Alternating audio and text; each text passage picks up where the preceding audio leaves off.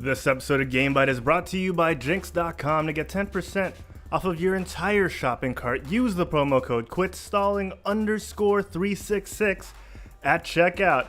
If you love Hearthstone and you want to get a shirt, if you love the Overwatch League and you figure you might as well wear some Overwatch swag when you go over to the Blizzard Arena, if Halo and Witcher 3 and I think they have Dota shirts or League of Legends shirts, head on over to Jinx.com, use the promo code QUITSTALLING_366 at checkout to get 10% off of all your gamer and geek swag. And when you do, once again, use the promo code QUITSTALLING_366 at checkout and have 10% off on us.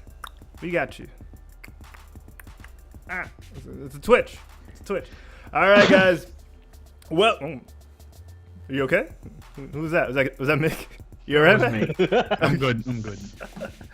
Welcome, everyone, to Quit Stalling's GameByte. We got a very special guest today, but before we get to him, this show's about me. I am your host. I am Herald Silvestre. Yes, that is my real name. You can find me at Herald Plays anywhere else on the internet. And I want to welcome you to our show. This is GameByte, a weekly show that we do where we talk about all things gaming. This is the show that's holier than a paladin and a priest, going into a church and fighting a demon. It's Holy Week, guys. It's Holy Week. I had to say something. Yeah. Hey, this is a show that's holier than a paladin 5-stack, and so much more. Holier than Mercy's Caduceus staff. I can keep going. But before we get to our special guest, I've got the gamers with me today. My regulars, my left and right hands on GameByte. Let's start off with the maelstrom of hate and fury. He looks like he's blowing a guy. It's Thanks. He's got an angle. Oh my gosh, he's got an angle that makes sure he doesn't show his double chin. It's InstaDeezy himself. How you doing, Diego? Hello. Hey guys, what's up? Glad to be back on the show after being away for a week. But oh yeah, man, now. we missed you. We missed Yeah, you. I miss you guys too. It's not like a week that without shirt. GameByte. Go. Yeah, this is like one of my favorite shirts now to wear, especially like if I want to show off some pop culture. Rick and Morty. yeah. Where'd you get that? Some dude named Harold. He went all the way to the States just for me. Yeah.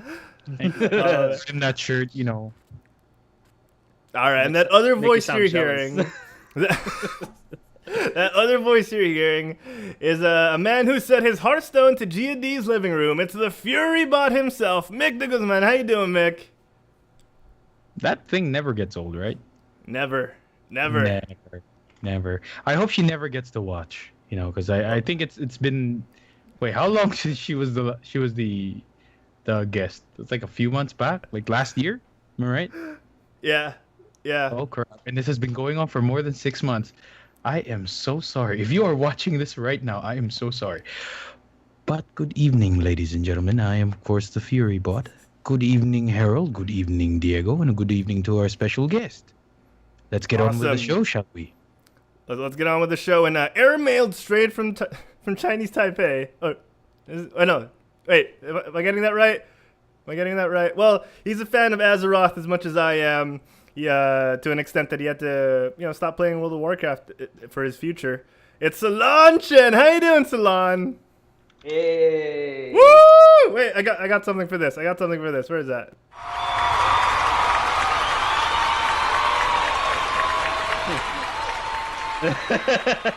Awesome. Operations manager. Like, yes, basket in. Operations manager of KooApps Philippines, and of course, our favorite board member aside from Alvin. I don't want to put a hierarchy, but we love you equally. On the Game Developers Association of the Philippines. How you doing, Solon? Hey, I'm good.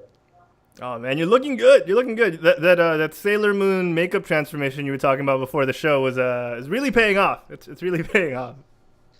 Yeah, pay top dollars for it. Oh.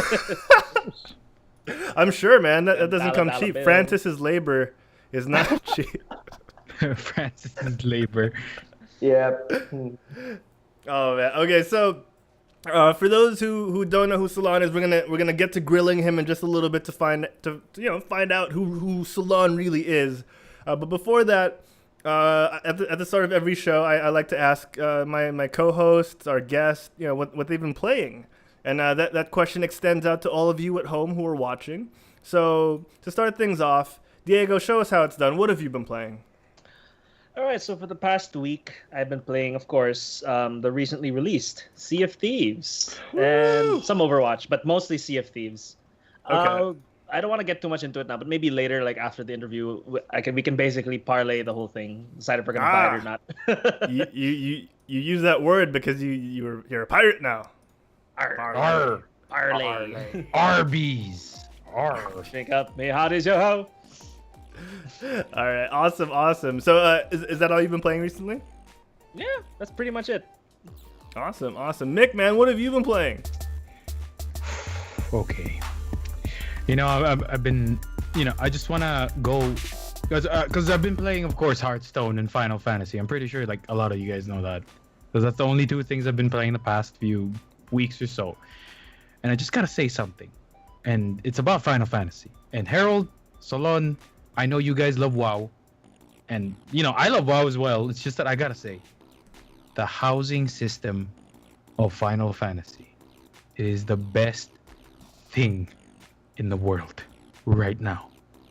If you love Sims, but you also love WoW, you gotta play Final Fantasy, man. Everything. Or if you love Sims and you also love Final Fantasy. Oh yeah, well, you also love Sims and you also love Final Fantasy. I mean, come on, dude. It's an MMO. I mean, like, damn. Who knew that I'd spend like 4 hours just fixing up my apartment just to make it look good? It took me 4 hours just to fix that, and that was just like last night. It's not easy. Dude, it's not easy. Not easy, dude. There's so much choices, like the market board or like the marketplace or the auction house in WoW. So much choices, man. Wow. Yeah. I can tell from your voice. Props to Square Enix. Props to everybody who's been helping me fix that stuff up. Yeah, and shout out to the forums and also the Lodestone. Yeah, to everybody who spoke to me there. Yeah, Awesome. that's it for me. Good stuff. Yeah. All right. So, Solon, what have you been playing recently? Well, I've been playing Destiny 2, kind of late to the party. Oh. Yeah. So past 2 weeks is just Destiny 2. There's not enough time to play. I try to squeeze time to play, so yeah. Yeah, we talked about that when I visited the KooApps offices. How much gameplay have you had since you got it? Well, with exception of weekend, I think during Monday to Saturday, I would maybe an hour. An hour a day? Average an hour a day, but in reality, it's not really an hour. It's like one day there's 2 hours to play, then maybe other days don't play at all. Oh, It really okay. depends. No, I see. Yeah. Wow. Well, Oh, what's man. your light level though, if I may ask? 308. Oh, nice. Damn. You got ahead of me already. Yeah, because he's stuck at 305 because he didn't buy the Yeah, I didn't buy the expansion. DLC. Oh, sorry, expansion. Bungie might get mad. Expansion. Yeah, you never know who's listening, guys. You never know who's listening. Never know who's listening. Oh, Herald, what have you been playing? Oh, thanks, Mick. I thought you'd never ask. So over the past week, I've been playing a lot of this awesome mobile game. It's called Word Beach. It's by a small wonderful indie company called KooApps. I don't know if you've got Solon. I don't know if you've heard of KooApps, but they're this really cool company based in the Philippines. Part of their company is based in the Philippines, and they're really good. Every time I sit down, whether it's on a chair or a toilet or on public transportation, I whip out my phone and I just start playing Word Beach. It's really good. You guys should check it out. Is it available on iOS and Android? Oh my god, that's such a good question, Mick. It is available on both iOS and Android. Like, who would have thought, right? Who would have thought? Aside from Word Beach, though, have you played any other of the KooApps games? Oh man, I've played Pets Race. Diego's played Pets Race too, man. It's a good game. I'm part of the game. You're part of the game. Ooh, wait. Shameless, you people. Huge shout out to If Not Now Gwen over in the chat. Hey, Gwen. So aside from Word Beach and the wonderful games that KooApps gives us, I've also been able to play a lot of World of Warcraft. Not as much as I'd like, because I haven't been able to stream. I want to get back into streaming more regularly now, so I'm going to work on that after the Holy Week. For those of you who are outside the Philippines, we do Holy Week here in the Philippines. Once a year, we kneel down and read a book. It's more of like a tome, and as paladins, we take up our hammers and start making it glow yellow. Yeah. That's Holy Week for us. We pray to the statue of Uther. Oh, for dude, guidance. Uther, man, Yeah, what a Uther. saint! Guidance, yeah. What a saint! Never that forget. guy. Never forget, man. Arthas was a Yeah, and punk.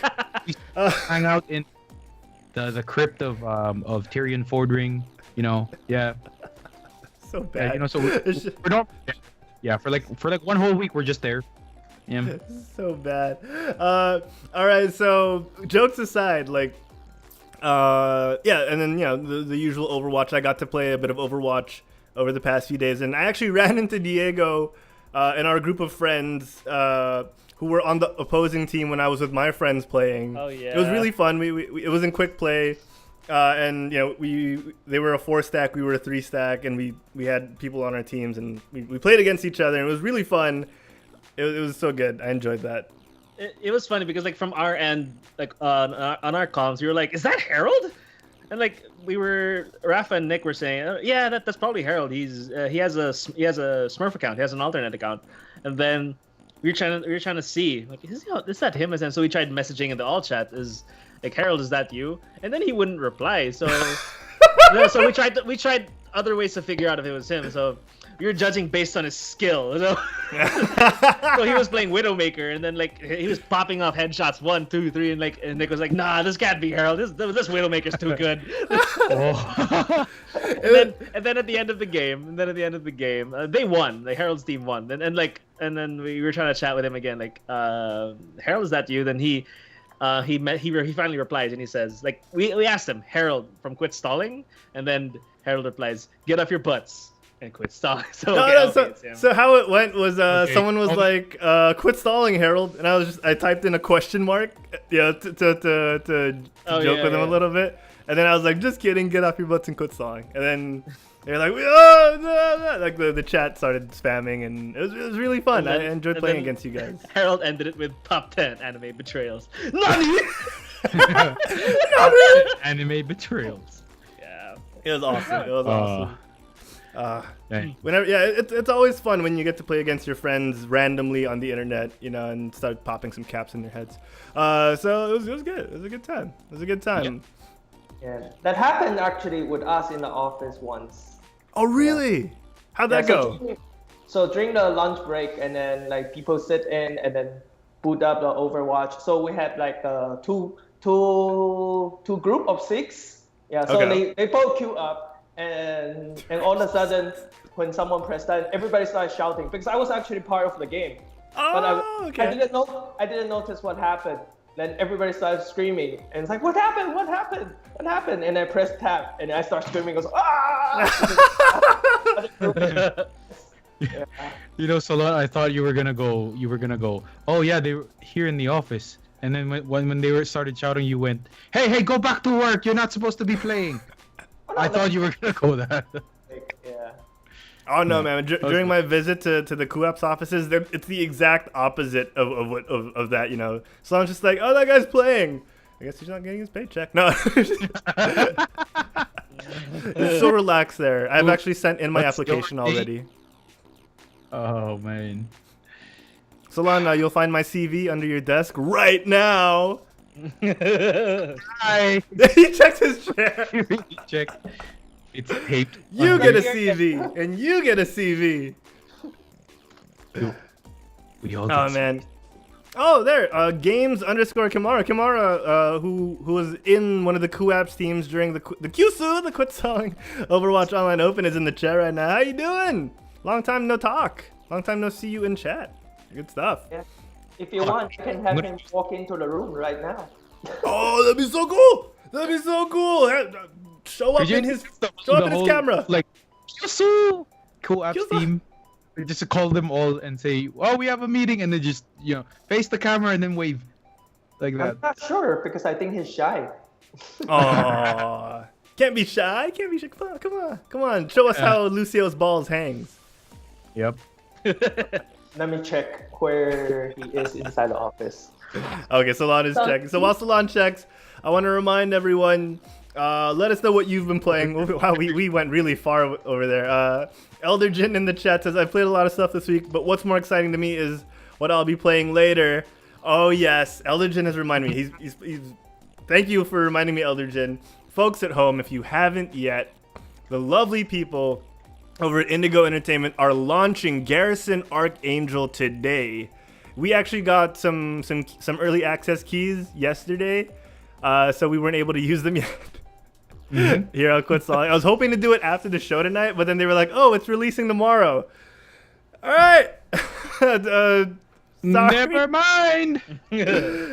Oh man, I love the guys over at Indigo Entertainment. James, Paulor, all those guys over there. I hope the launch goes well. Guys, check it out. Garrison Archangel, a really amazing mecha fighting game.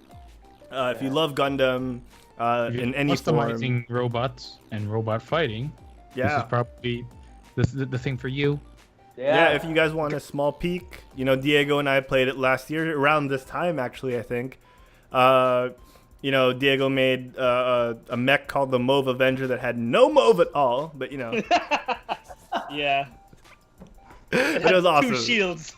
Dude, that was so awesome, man. That was so cool. I had like the absolute defense, but then I couldn't kill you. Elder Jin, you know what? You want a key? I'll give you a key. I'll type it in Facebook in a bit. Yeah, you get a key. Because Diego, do you want a key? Because I'm not gonna be able to stream. I'm not gonna be able to stream yet. I'll ask my brother. My brother might want a key because I know that after we played it that time, I told him about it. And he loves mecha fighting games, so Awesome. I'll ask him if he wants it. Okay, because I don't want the keys to go to waste. Since we haven't been able to stream, like I want them to go to good use, and I'll tell Paolo about it. So yeah, we'll take care of that later. But right now, guys, it's about to launch. So let us know what you've been playing over in the chat. And we'll get to that in just a little bit, but it's time, guys. Hold on, let me cue up some audio here. Let me cue up some really good audio. Let me pause I this. think I memorized this one already. I don't know if it's the right one. I don't know, I change it all the time. I don't know. Oh, I don't know which man. one it is. Let's do this. Well met. Nope, that's not the one. I don't know. That's it. Where is that? Oh, here we go. It's time to get to know Solon.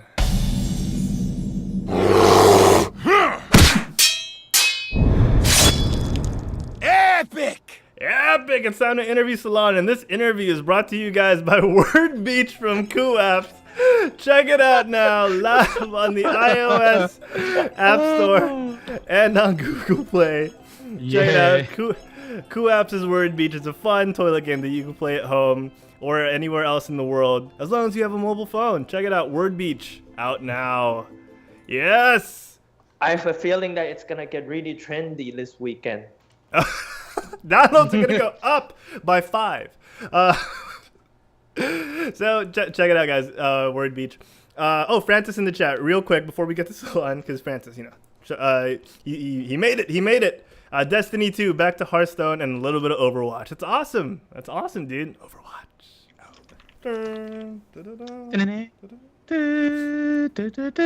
With Brigitte or Yes. Brigitte. Guys, why are you saying Bridget so weirdly? It's Bridget. No, I mean like Ryan has Brigitte. He goes like that. Ryan was the one who got to name her. All right, guys, enough about other properties. Let's talk about KooApps and Solon. I want to focus on Solon. Solon, who is Solon?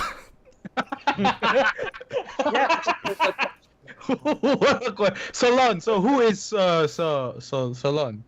Let me All check right, with my mom first. Oh, okay, cool. Go, we'll give you like 5 minutes. You want to call her real quick? Mama! Wait, I have a quick question in relation to that. Do you guys speak Mandarin at home? What Chinese dialect do you guys speak? We speak Hokkien, basically Taiwanese. Hokkien. Yeah. So Taiwanese is actually similar to Hokkien, like just slight difference in how the word is being used. Yeah, but it's almost the same. Yeah. Okay, that's pretty awesome. So do you guys still open up a conversation by saying hello with ni hao, or is it different? No, we just say it as it is while you're looking at the person. Or of course you call mom or dad before you say anything. Right? Of course. Awesome. All right, so for those of you who, for the people at home who don't know who you are, Solon, who is Solon Chen? That's a very good question. Well, definitely a gamer. Okay. Yes! And, game developer now. Okay. Nice. By the day, I don't know what I do by the night. But Sleep. yeah. Yeah, that's pretty much it. Yeah, I don't think there's anything to it, anything special. Oh, there's a lot of special things that we'll get into. So Solon, since you brought up, gaming, you're a gamer by trade and by lifestyle. How did you get started in games? Like, what was your first console and what was your first game? My first game, console. The one that I own or the one that I tried? That's different. Tried. Let's go with like the first experience. The very, very first experience I've ever tried, I think it's Famicom. Famicom. The red and white one, right? Where you stick the cartridge. Yeah. I think that's the very, very first one that I've ever tried. Yeah, and play a lot of game there. Yeah, definitely that one. Yeah, and so then, what was your course, first game? Super Mario. Oh, classic. Classic. Did you ever finish the game? Of course, no. Yeah, I never finished that game. No, it was too. Yeah, Unless you take the warp pipe, like if you glitch the game from the top, You right? hit the warp pipe and you reach the very end. Yeah. Yeah, and it's really hard when you have to try to play Super Mario while fighting off big spiders Yes. Wait. at home. Oh, Shit. wow. So that was in Taiwan. You had large spiders in Taiwan. Yeah. I remember very clearly when I was playing the game, and then all of a sudden there was this huge spider. Yeah, as big as a dove's palm. Probably watching you play. It's like, Wow. The only thing we have here is giant flying cockroaches. Yeah. Oh, I'm okay with those. The spiders, no fucking way, man. Oh no, spiders. Yeah, there's a technique to going one-on-one against them. First thing you gotta cast protect to yourself. Then you cast haste, and then you know. And then you run. You run with all that haste you Or just got. You acquire a slipper. It means to go alone. Take this. Oh man. Wow. Your childhood home sounds scary, Solon. No wonder you grew up so disciplined. are you sure I'm disciplined? Actually, I'm not. After hearing your backstory with WoW. Oh yeah. Please share, sir. Oh man, we'll get to that. I want to get to that. So you started off with Super Mario. So how did you get into the games industry? Let's jump forward a little bit. How did you get into the games industry? Well, first it's actually like just like a lot of people, like I play a lot of games. So when I grow up, I always wanted to build my own game or somehow participate in building a game. Okay.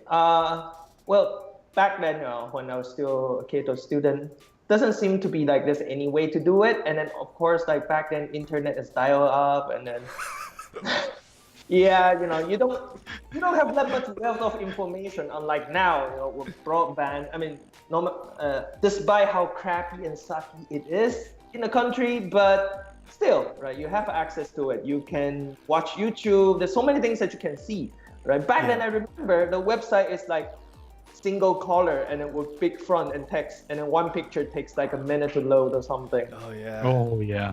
Yeah. It was really, really slow, but it was like magic.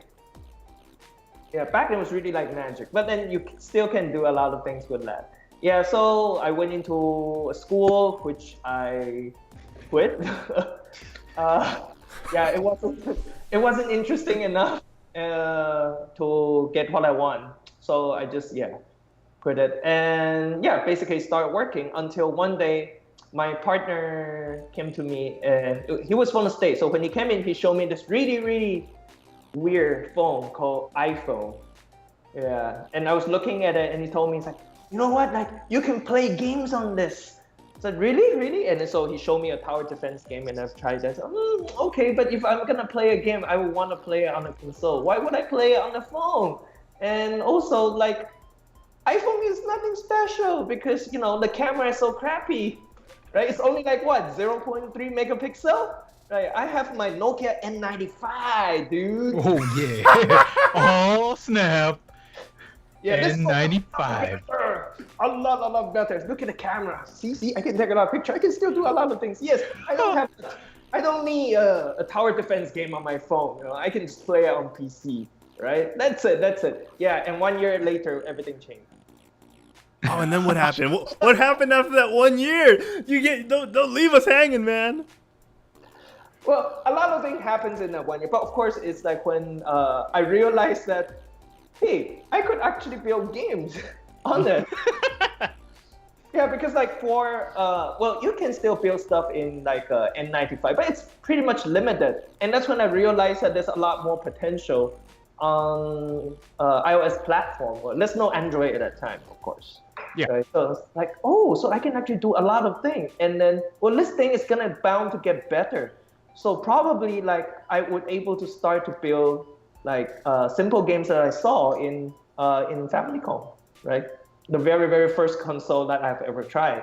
So that's how we actually got started. It was actually 1 year later. Yeah.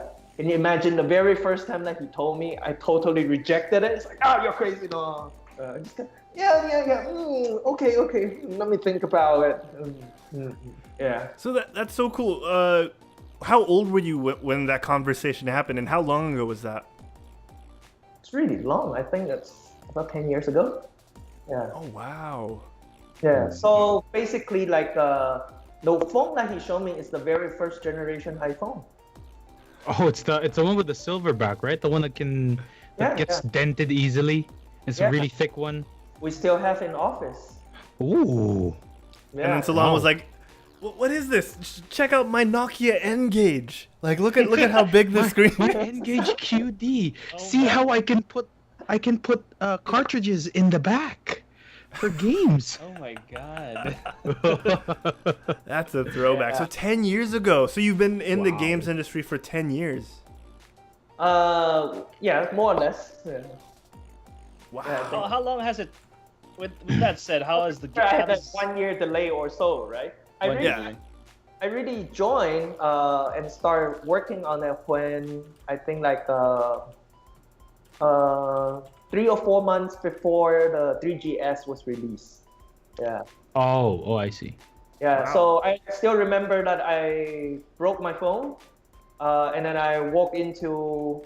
Sorry, I didn't break the phone. I remember I called and asked, is the 3GS available? And then the Globe people said, yes, sir, we have it available, but it's at very limited branches. I said, okay, so which branch can I get it now? And they said, you can get it in the one in Goriata. Okay, so if I go in now, can I get one right away? I said, yes, of course, sir. So that's what I did. Yeah, I went to Goriata, with a bunch of cash in my pocket, and then walked in and then say, hey, I want a 3GS. Yeah, and say, I'm sorry, sir, we can't give you a 3GS. I said, why? I just called, you guys said that you can do it, right? I can give it. So, no, sorry, sir, you can't just walk in with money and trying to get one. You need to fall in line, this is for reservation pre-order only. So I got like really, really pissed off, and I walked upstairs with an escalator, and I don't know what to do. And then I saw this, little store selling audio equipment called Boss, and I just go in and then, bought myself a QC.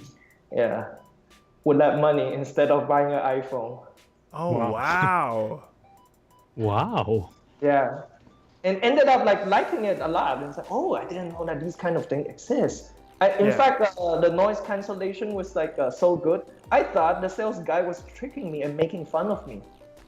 Yeah, so I would put my When you put it on, it's just mouthing words. Yeah, and it's just mouthing. So that is, I actually have to flip it from the behind to check my if gosh. it's really talking. Yeah. Most doesn't mess around, man. Yep. Yeah. All that. Dude, worth it. Worth every penny. I'm Oh saying yeah. it. Worth Actually, every penny. I don't have it anymore because I gave it to my nephew and he's still using it. That's how long that it lasts. Wow. 10 years. Still working perfectly. This isn't a sponsored ad, by the way, but Bose, Oh, if you're yeah. listening, if you're Feel listening, free to approach us or message us right after this podcast. Yes. oh my gosh, that's awesome. Okay, so when did you get your first iPhone? Now I'm curious. Okay, when did I get my first iPhone? I continue to use my N95. Yeah. Nokia.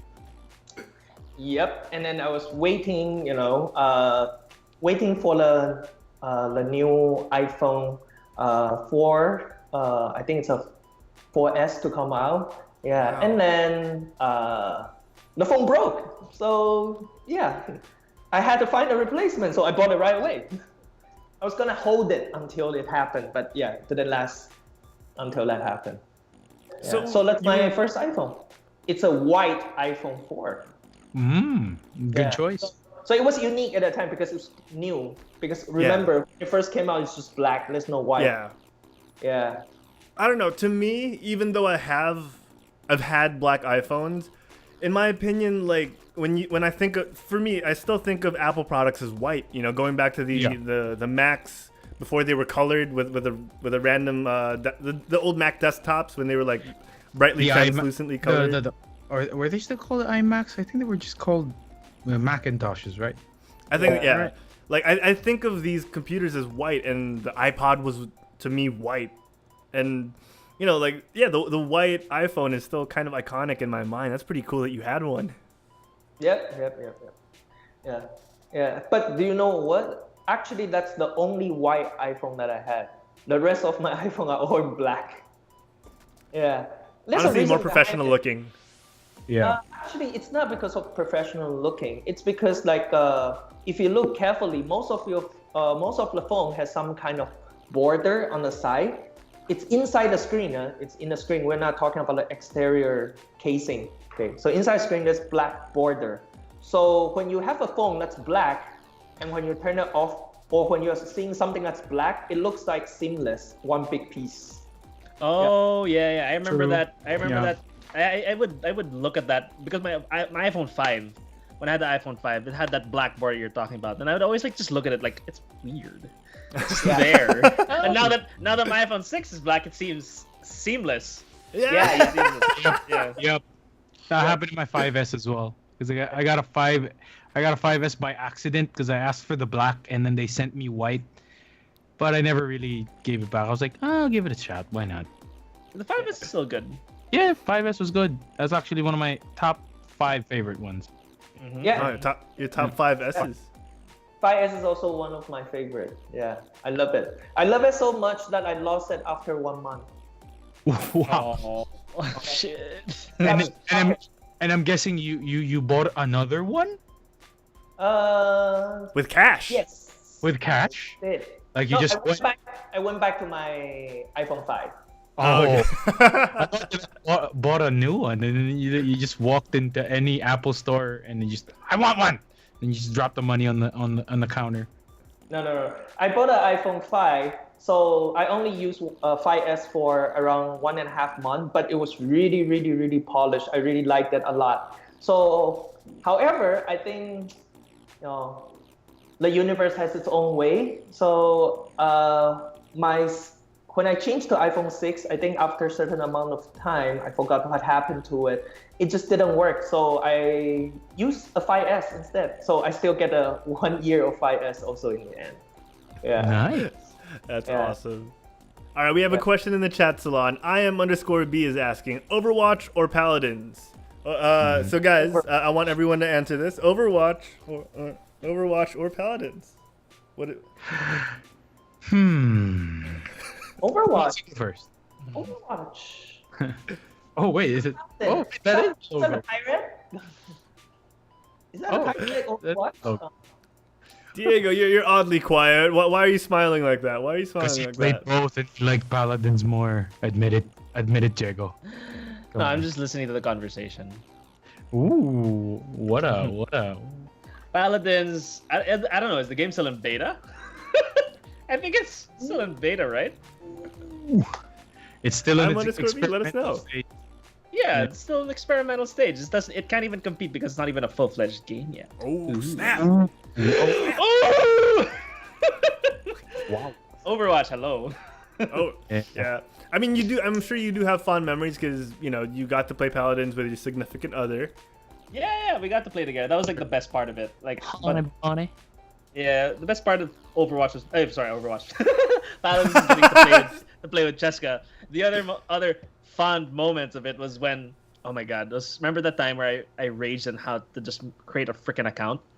Oh yeah, that was on the show. That was on this show. Yeah, that was on the show. Jesus Christ, that was the worst. Oh man.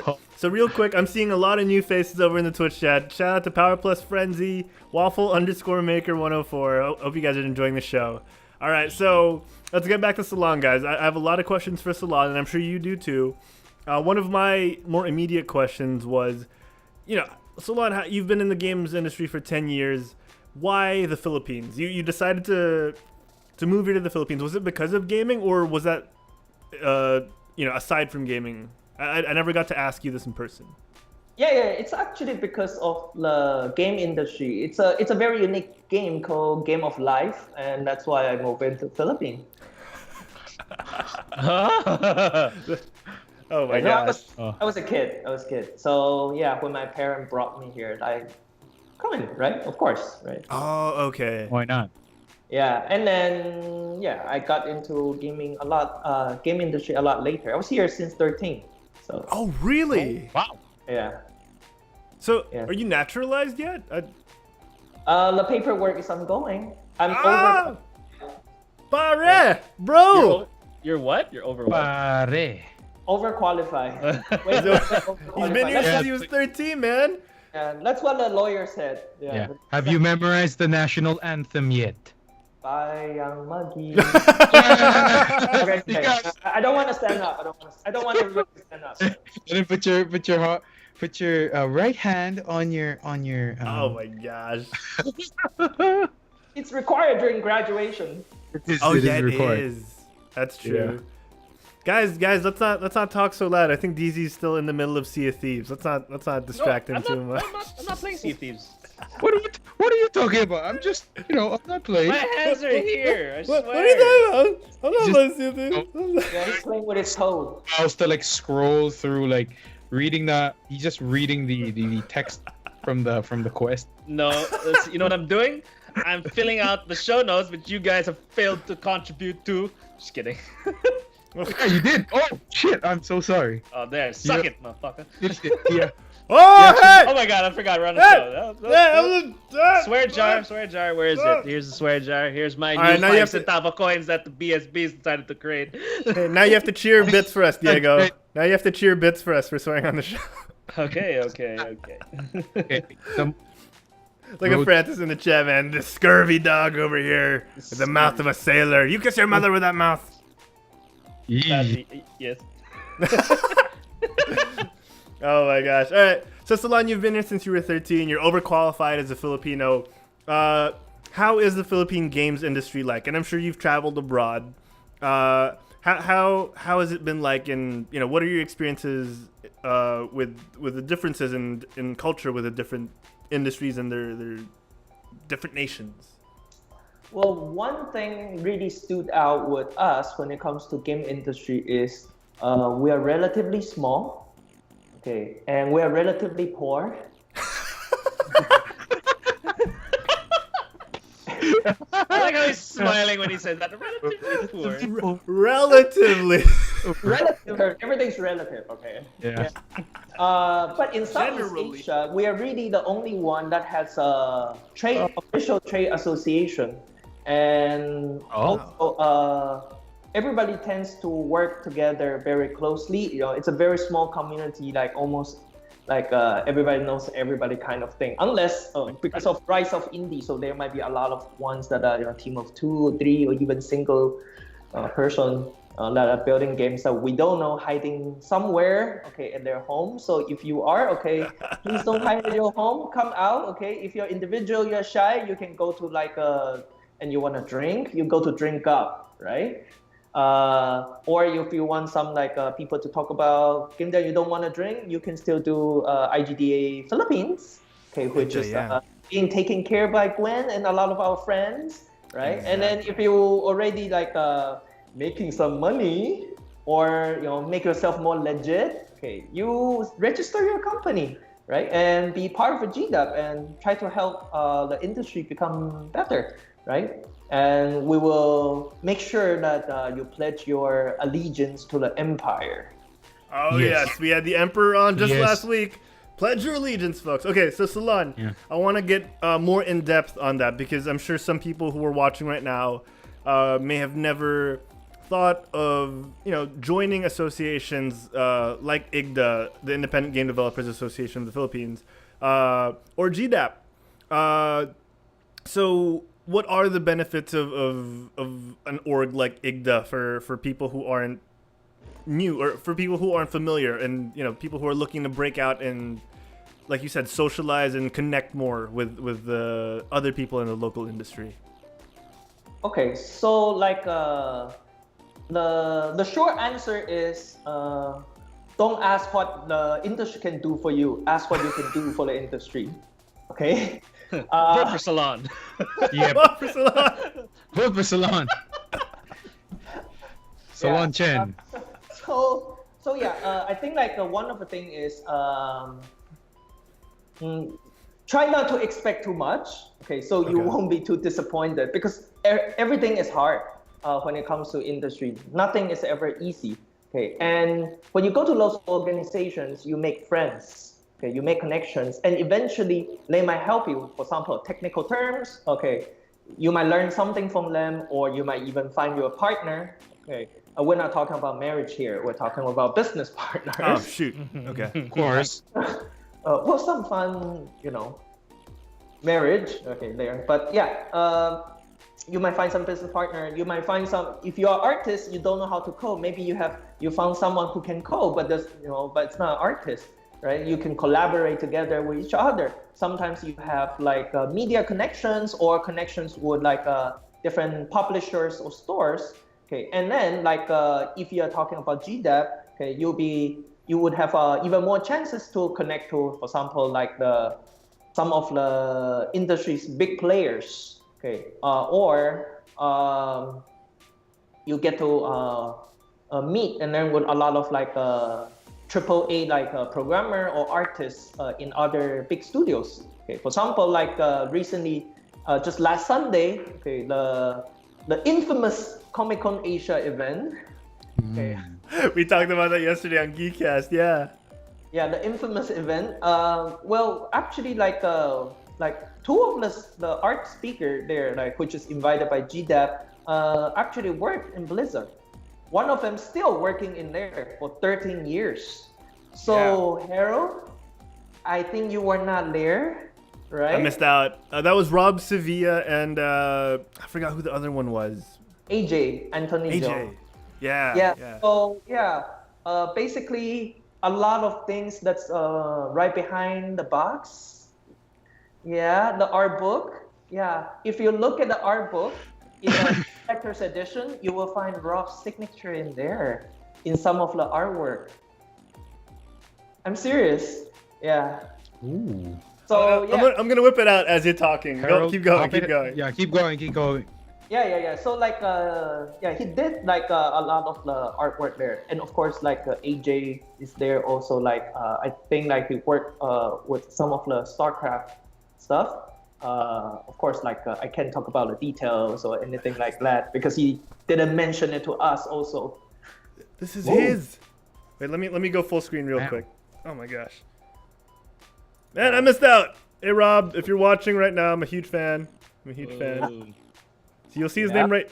You'll see his name. Oh my gosh, it's so hard to hold this without. This is the first time he is seeing this, but he's a big fan.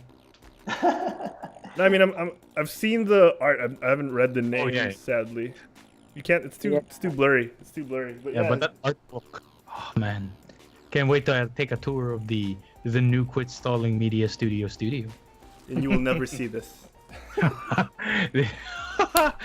It just might disappear. You never know.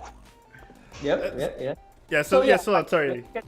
You get to network and interact with some of these like big players also, or highly professional people with a lot of experience under their belt.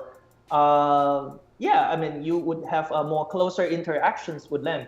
I mean, to other people who attended the event, they are just a speaker, and you get to talk to them a little. But for us, they are more than just speakers, because we hang out with them, we take them around, we eat with them, and then build funds with them, right? Yeah. So at the end of the day, okay, when they go back to US, we are still communicating, via like FB, have like share things together. So yeah, that's a different thing. Well, that's for me personally, of course. Yeah. But some people who are more business oriented, then of course the things that they will get is it's kind of different, especially for those who's like into outsourcing. So GDAP actually has a lot of initiative for outsourcing, so to help our member to get business from abroad, and also like for those who's doing their own IP. Okay, eventually like we're bringing in some of the very established people or talent to help improve the skills of the people here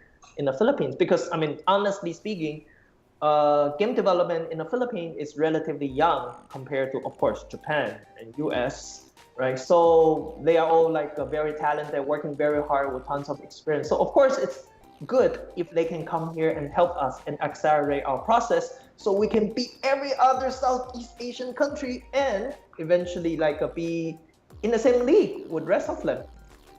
Awesome. So there are a lot of benefits that people could look forward to. Maybe not directly if they're looking for money right away, but more of things that they can acquire, like skills and relationships. So in my opinion, that's well worth it. Yeah, for example, like we're very close relationship with engine makers. Okay, for example, like Unity. Okay, so like we usually talk to them directly. Okay, and they help us, they support us with a lot of events and speakers. Okay, and of course, like being in the industry, we have to be inclusive. So we also have people from Unreal that comes in and help us also. Okay, Unreal is relatively newer in the Philippines. Okay, because most people do mobile in the Philippines. That's why like Unity is the big name. Okay, but more and more people are looking at Unreal also. So that's also another avenue. And for those who are artists, of course, like there's always Autodesk, there's always Adobe, okay, or other kinds of software. And usually we have connections because like you're GDAP, so you get a GDAP discount, or you go to like international game conventions that you can get like sometimes free booth, and then sometimes very highly discounted spaces, okay, in other places. Or even you don't have a booth, you just want to be an attendee.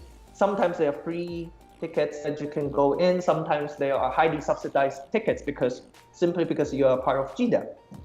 That's crazy. So, if I was a programmer and artist looking to, attend a con abroad, GDAP might be able to help me, fund that, is what you're saying. It's not exactly funding it. It's that there are chances that it can make it easier for you. Oh yeah, sorry, I phrased that wrong. Yeah, make it easier for you. Okay, not everything, but we do what we can. Remember, we're poor. Exactly. But in GDAP, we don't use the word poor. Yeah, we call it struggling. Yeah, politically correct. That great euphemisms. And that's what I love. We talked to Alvin. Me and Mick got to talk to Alvin last week, the emperor of GDAP. That was a good episode as well. It was a great episode, and he says the same things. You got the local industry tries to help each other because there's nowhere to go but up, and if you don't help each other, then what's the point? And you have nothing to fight about as well. So if you don't fight, then you might as well just help each other develop. And what's good for one company is good for the entire country in terms of the gaming industry. Because when people you know, when people think, okay, the Philippines is good to outsource games or to find games in terms of development from, then that's good for everyone who's involved in gaming in that country. And in fact, it's not just outsourcing, because eventually, like both GDAP and government have the same goal that as we become even better, we want to able to build our own AAA games in the Philippines. Like the entire thing is built in the Philippines. Okay, Wow. not just parts of the art being outsourced here, right? We want to able to build the entire thing. And better yet, once we can do that, that means in the future we can build our own IP at AAA level. Exactly. I'm looking forward to working with you, Solon, on one of my my creative ideas for a future IP. Let me guess. It's a WoW inspired game. IP. Hell no. I don't want to compete with Blizzard. I want to work with Blizzard. I want to work with them. But yeah, so that's an amazing, you know, outlook and a great goal for, in my opinion, not a far future. If people continue to work hard with each other and locally, and you know, continue to drive business and help each other out, I think it's a very realistic goal for the coming years.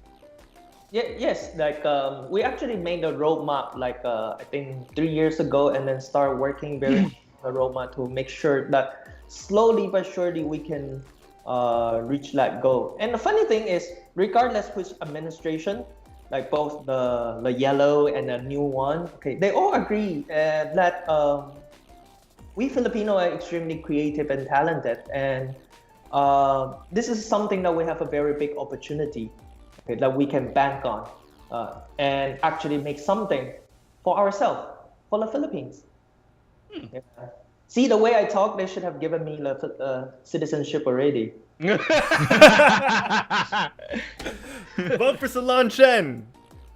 Is there anyone here like who works in the wait? Who's on? I don't know. I forget what I was gonna say. Don't mind me. Anybody who works can help him get his citizenship. Drop a DMs, man. And Nope _ plays over in the chat is already saying that. That's pretty exciting. Yeah, the roadmap and the plans for the future here in the local gaming industry is really exciting. And it's something that people abroad should be on the lookout for, because like you said, we have a wide array of talented individuals, and if we can harness that and turn us into a large array of a talented nation, the people can see that, you know, the possibilities are endless, because we can't seem to do that. We can't seem to harness all the talent that we're getting here. No. May I say something though? It's the same thing that happened with us with other industries here in our country. For example, I know this is kind of like talking. It's not really talking us down, but rather, you know, because this specific job description is really like looked down upon by some people. Not all though. The BPO industry in general that we have, which is, you know, it took a while for people to realize that that there are a lot of good English speakers here in our country. That we are probably the second Asian country to Use English on a daily basis, and that we can actually speak it without much of an accent. And people saw that, and hopefully this is the next thing that we should be banking on, which is gaming, because there's a lot of good coders here, whether they graduated from a 4-year course, a certificate course, or even just, you know, they just researched it on YouTube. They're pretty good. There's a lot of great coders here. Yeah. For those who missed that, that's the BPO industry. Because Mick cut out a little bit. I wanted to make that clear. The BPO industry, call centers, customer service agents, everything for international outsourcing. Yeah. So sorry, Solon, we cut you off a little bit. Yeah, I was saying, like, we do have a lot of coders and artists that are very talented. But I think like one thing that I think it's also our issue is that we tend to be sometimes overconfident. Oh. Yeah. I mean, we're good and we definitely have that potential. But when we compare ourselves with people outside, because like every time when I look at this, I always benchmark against other countries. I never benchmark against ourselves. Okay, when we benchmark there, like there's really a lot of things that we are lacking, and we have to be brave enough to say that yes, like we are good, we have the potential, but then we're not there yet, and we need more help to get that done. Okay, and to learn more. Okay, we just have to be honest and humble about it. Yeah. Yeah, humility. That's something we definitely preach here on the internet's #1 gaming talk show, GameByte. Yeah, number 75 on iTunes top 100 chart in the world or Philippines. I don't know. Big deal. Yeah. Every other day. All right. Every other day. Yeah, that's awesome. So, Solon, what if I was a up and coming game developer or someone who hasn't been able to break out in the local industry yet? What's a good step for me to take in order to help with this process and help myself at the same time? Well, if you really want a job, okay, or you want to make your own game, regardless which one, like, well, it depends on which project you want to do. Are you into programming or are you into art, okay, or even design, okay, like game design itself?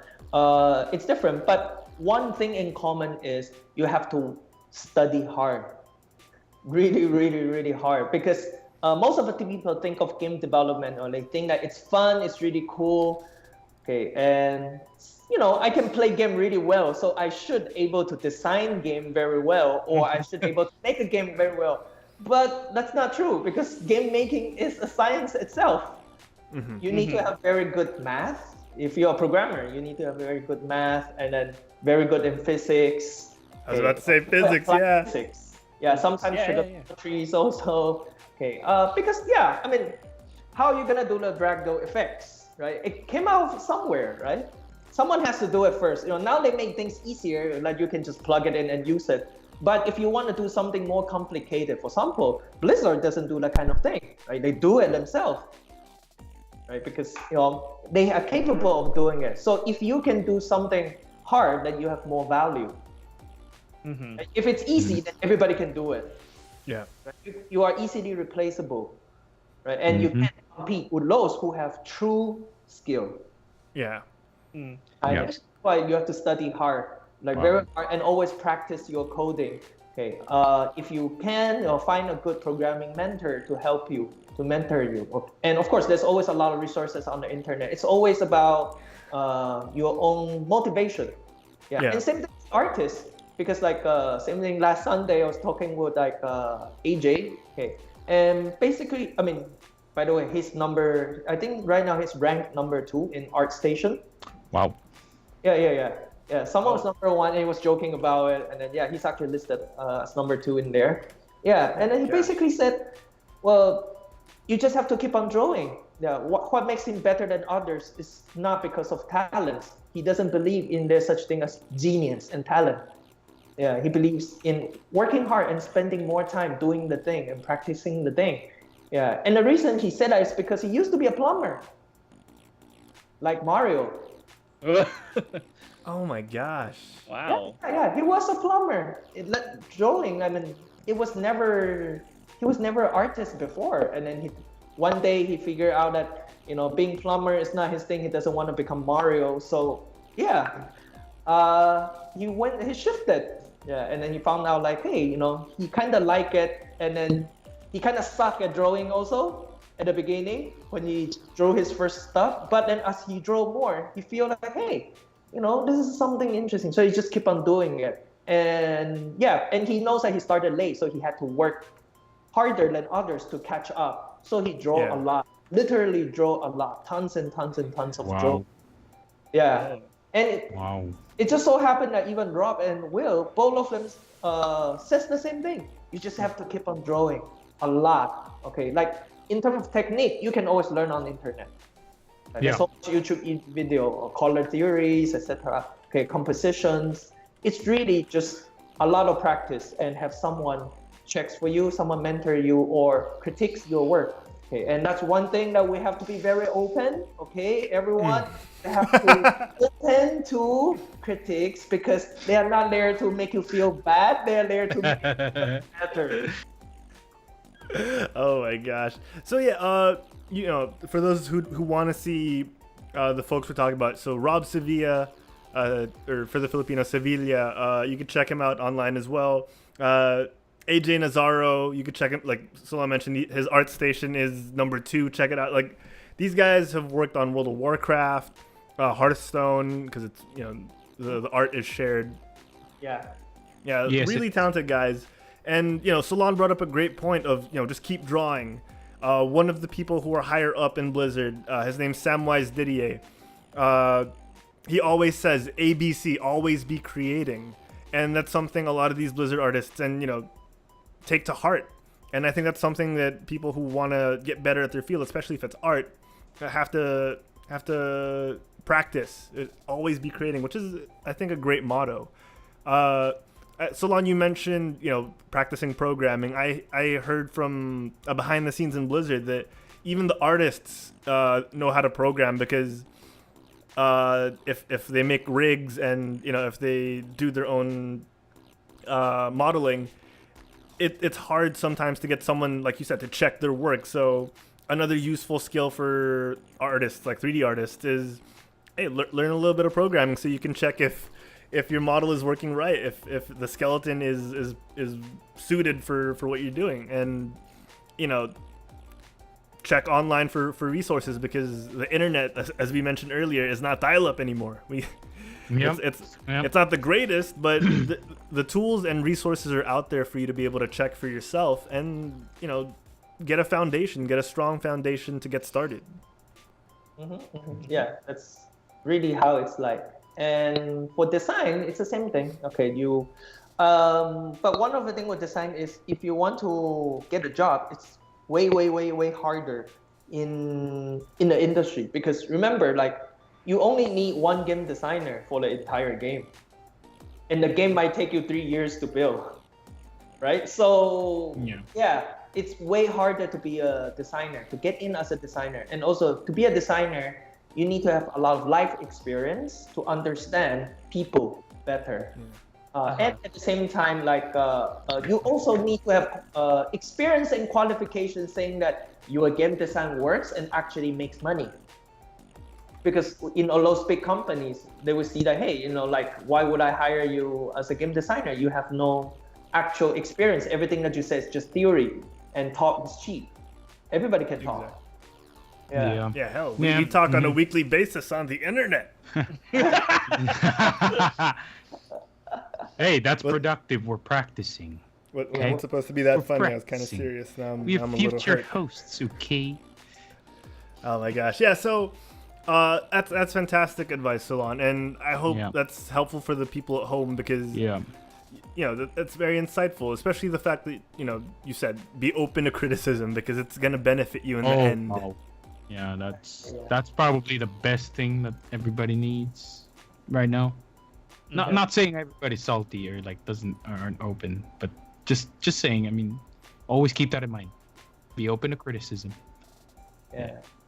And for those who wants to become game designer, it's also good to actually be good at either art or either in programming. You need to be good at one of those, because it will help you when it comes to designing and also find a job. Like eventually, it's a very simple question. There's a guy who said he always have a very good idea about games, versus another guy says exactly the same thing as you, but he can draw. And another guy, he says the same thing, but he can code. So which one would you pick? The guy that could do all of it. That fourth guy who can do everything. The fourth guy, Herald. He can do everything.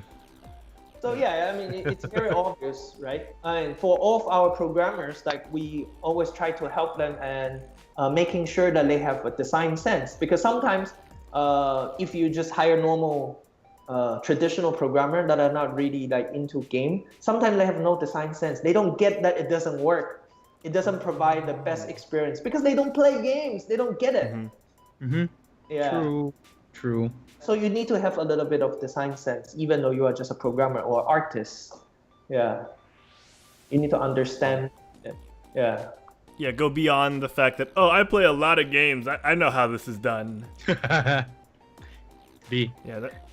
makes total sense, and that's great advice, Solon. Diego and Mick, I know you guys have questions you want to ask Solon, so let's get to those. Diego, you first. Actually, I think Harold answered. Solon already answered one of the questions I was going to ask regarding the whole game design thing and like what you should aspire to as someone who wants to get into that industry. So we can skip ahead. I guess the one thing I'd want to ask is again the other thing. You've been in the game industry like 8 to 9 years. So how much has the industry changed since then? Like in general, I don't want to say specifically Philippines, but like in general. Yeah. In general, well, number one is definitely huge shift to mobile. Yeah, I think in last episode, Emperor mentioned about it. Shift to there's a lot of focus on mobile. A lot of things are mobile. Yeah, but he didn't say the number. Yeah. So Do you guys have numbers? Do you guys know? Okay.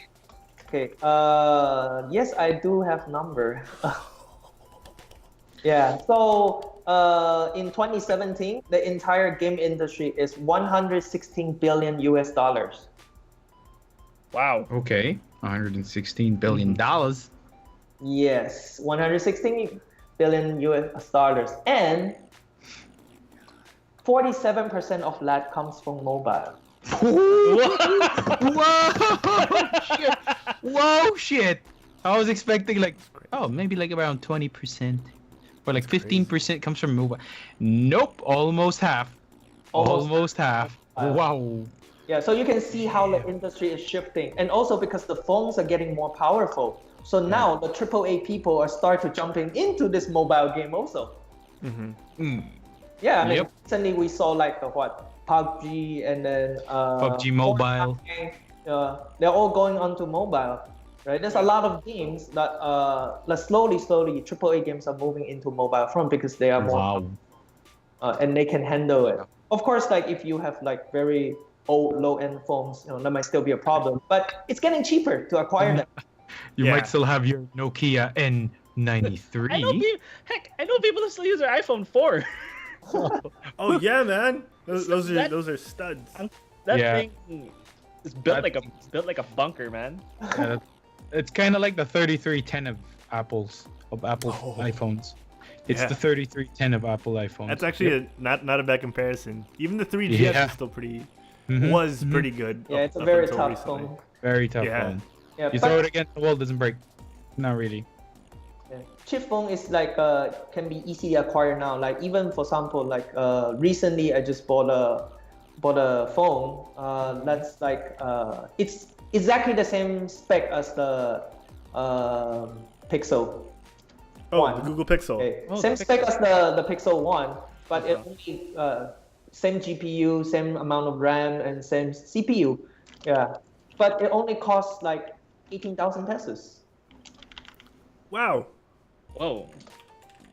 Yeah, it's only 18,000 pesos. Then you can acquire something like that power. That's $344. It just means that the phones are getting more and more powerful and more affordable at the same time. So more better games can be played there, and that's why there's a move there. Yeah. And you can also see how Switch is getting really popular also. I love the Switch. Yeah. Yeah, Switch is a hybrid, but in a sense, hybrid. mobile. Right? Wait, Harold. Remember what our other guest said about the Switch? Oh yes, one Martin the lesser Patino. console. Lesser console. Yeah, it's more like mobile than a console. It's more mobile, Yeah. to be honest. I'm glad it's like a mobile. I'm glad they got it to work because I felt like the Wii U was kind of the prototype of the mobile console, but this one really works. Honestly, for me, it's what I always wanted the Game Boy to be. I can bring it anywhere, and then when I get home, I can plug it into my TV. Yep. True. But That's then, kind of what that's what I used to do. Like, if you have like Smart Sync, if you have a Samsung phone and a Samsung TV, like, and then you want to play Clash Royale, but you're like, the screen is too small, so you just sync it to your TV and you're just playing there. You're just swiping. You're like, ooh, okay. Oh my god. Pretty cool. You ask me. So, since you mentioned like the whole mobile market, taking up a huge percentage of the game industry market, and I think Eldergen on the chat is kind of talking about this, and no plays. So, one question I want to throw at is, how like some companies have been trying to bring the whole mobile concept, the whole microtransaction, the loot boxing, pay to win, all that kind of stuff. They're trying to bring that formula to AAA games and console games and PC gaming. Can we get your thoughts on that? Well, I'm definitely one of the buyers. I'm sorry, what was that? I'm definitely one of the buyer. Okay. So, No, yeah. in a purchase. Mm-hmm. Yeah, I mean, like, I did something very, very wrong. Francis almost killed me last Sunday because I bought silver in Destiny 2. Yeah, I bought $50. So yeah, I'm sorry, Francis.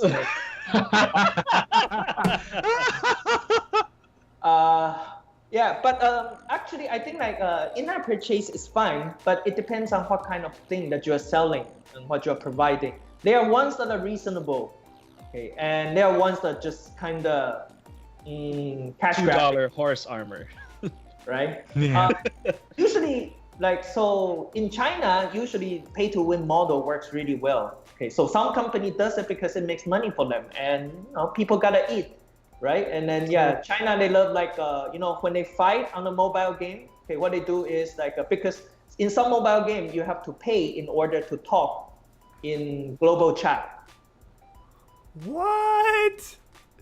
Okay, so you want to talk on global chat, you have to pay. Oh okay, my so, god! A subscription or like a one-time Well, pay? Like kind of. No, it's per message. You want to be toxic on global chat? Pay us money first. Oh my god! I thought Konami was bad with the. It's like the character save slots and in the new game. Oh wow! Jesus. I mean, they give you free tokens, okay, free chat tokens that you can use, okay, but then it's limited. You can just keep on using it. You'll use it up eventually. So what happened is when they had a fight or argument, what they do is the person would type 1 and then send, and then the other person would type 1 again, send, and then the other person would type 2. Okay. And then the other guy types 2 again, and they just keep on going and going and going and going and going until, one party runs out of money. Talk about passive aggressive, man. Shit. Man, Oh, these it's like a game of chicken. like a Digital age. I got money to burn. Do you? And just burning it nonstop. Oh my gosh. Yeah. So the culture is very different in China because it works for them. They do a lot of subscription. They monetize a lot of weird things that us, like more Western style, would not accept. Yeah, but they do, and that's how they work. Okay. But of course, there's still a group of people that are like us that cares more about the balance of the game. Okay, we don't like pay to win stuff. Like for example, like Destiny 2, right? It doesn't have the in-app purchase is there. Okay, there are options of things that you can actually acquire, that you know that you can acquire, but there are things that which you don't know whether you can acquire or not. It's purely based on luck, which is the reason why that there's a lot of people who doesn't like that part. Okay. However, when you look at like Overwatch, it's a completely different story, right? For Overwatch, like yes, there's in-app purchase and you don't know what you're gonna get, but you are guaranteed that if you save enough of those chunks that you have, the coins that you have, you will eventually able to buy the one that you want. So same thing with Hearthstone, right? You can just turn it into dust, right? And eventually you will able to acquire the card that you want, even though the luck doesn't permit you. But if you pay enough, okay, or play enough, you will eventually get it. Yeah. It's a sure thing, okay. And then, but in the case of Destiny, is you're not sure whether you can actually get it or not. Or in a lot of games, you're not sure whether you can get it or not. Yeah. But some people argue that actually that makes things even worse because they gave you hope. They give you. They gave you hope. Yeah, isn't it? Because you know that you can get less hope, so you play even more, or you buy. Yeah, that's true. That's true.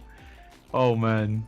Actually, speaking of Hearthstone, Solon, I actually made this like super brief chart on how much you have to spend to like get a specific card. Would you like to know the computation that I did? Oh wait, maybe you should save it for the after show. Let's just save it for the after show so that all of you folks at home could actually enjoy the maths or the quick maths. Yeah. All right. Yep. So yeah, that's what I see as in-app purchase. As long as they provide value or some kind of certainty to people, so they don't feel like they're just dumping money and then they have no way of knowing whether they're getting it or not. Yeah. So I think that's a lot better. And of course, like if you have additional content, a lot of good content, okay, and large amount of good content, then of course, it would be reasonable to charge. But there are companies that doesn't do it that way. For example, like the game that Diego is playing, it's more like there are a lot of things that should be in the game, but it's not in the game, and they are putting it as DLCs. It was $60.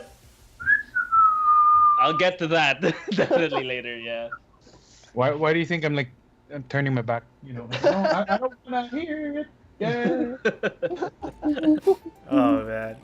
All right, so that's great. We got a bit of the game developers side of microtransactions from Alvin last week, from the Emperor. Now we're getting it from Solon. So it as a consumer and enthusiast, it's good to know that people with I guess from our side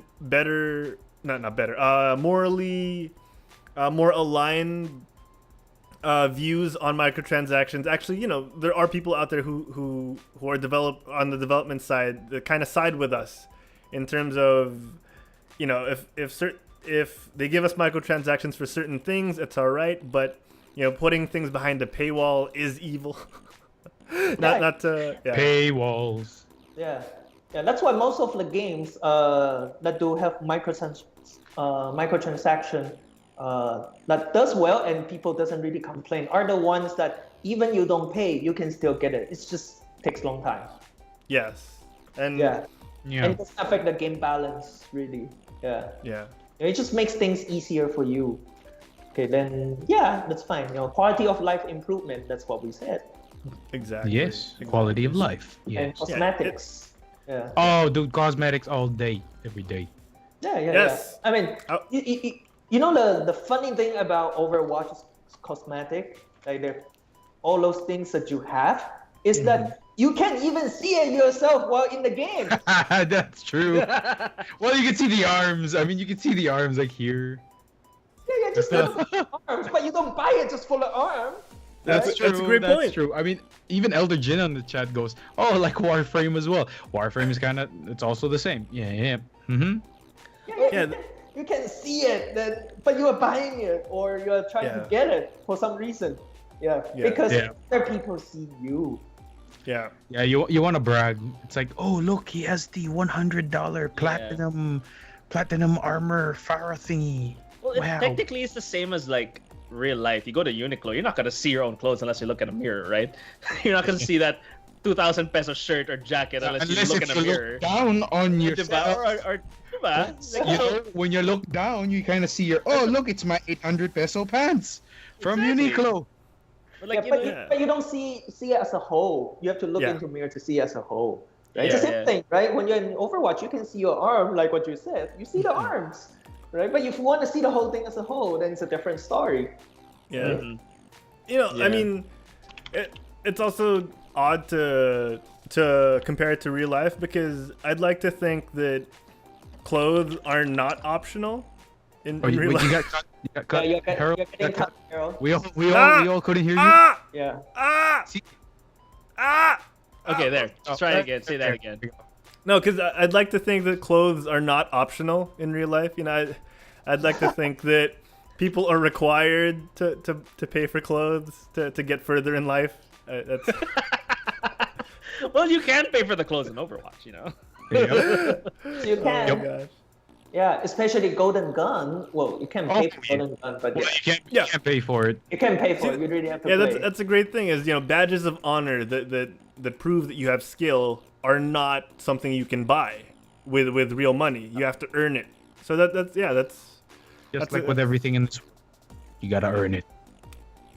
Oh man.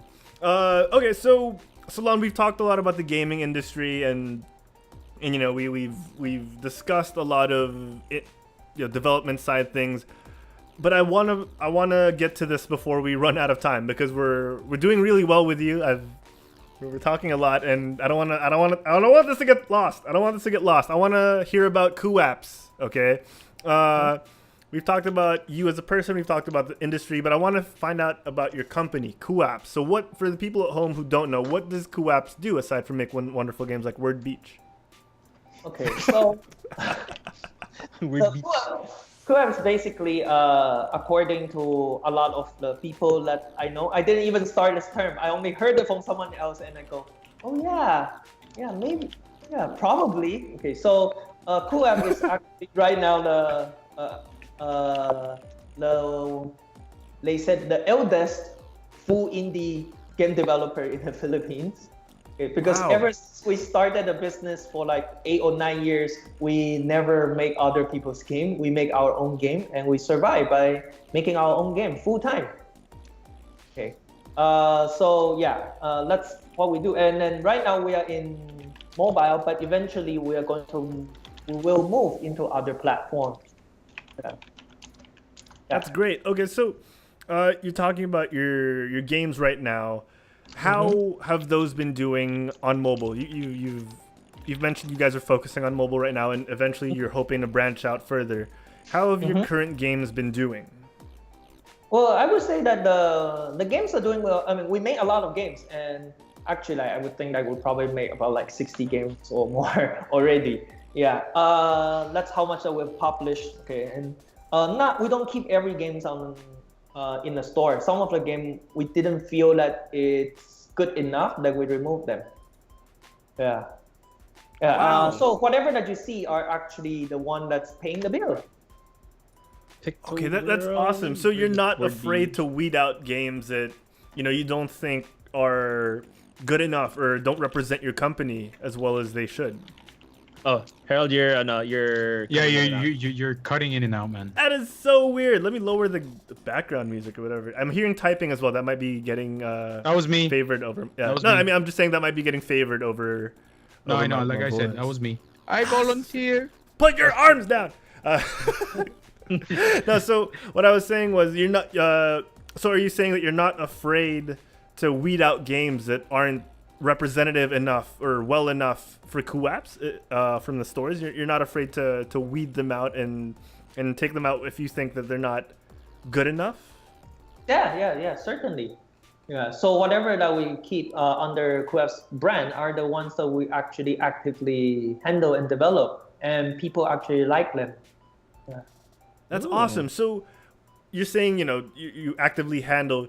Do you continue to support these games long after they're released, or is that just a monitored thing? What do you mean by actively handle?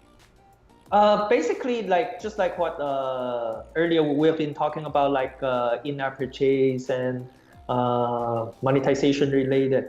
Games nowadays is no longer like before. Before you ship a game and that's it, you're done, right? Yeah. And then if you are shipping a PC game, then maybe a few patches, 0.1 or 1.1, 1.2, then yeah, you're pretty much done.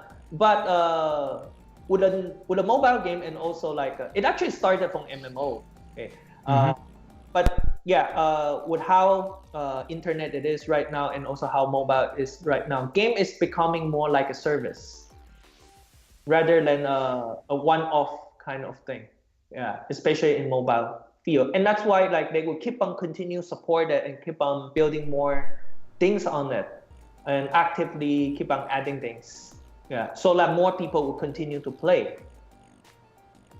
That's interesting. So you're talking about the long-term health to be able to retain your avid fans and people who've loved the games. You're giving them more content so that they don't get bored and say, oh, this was a wasted game. They never gave me more content.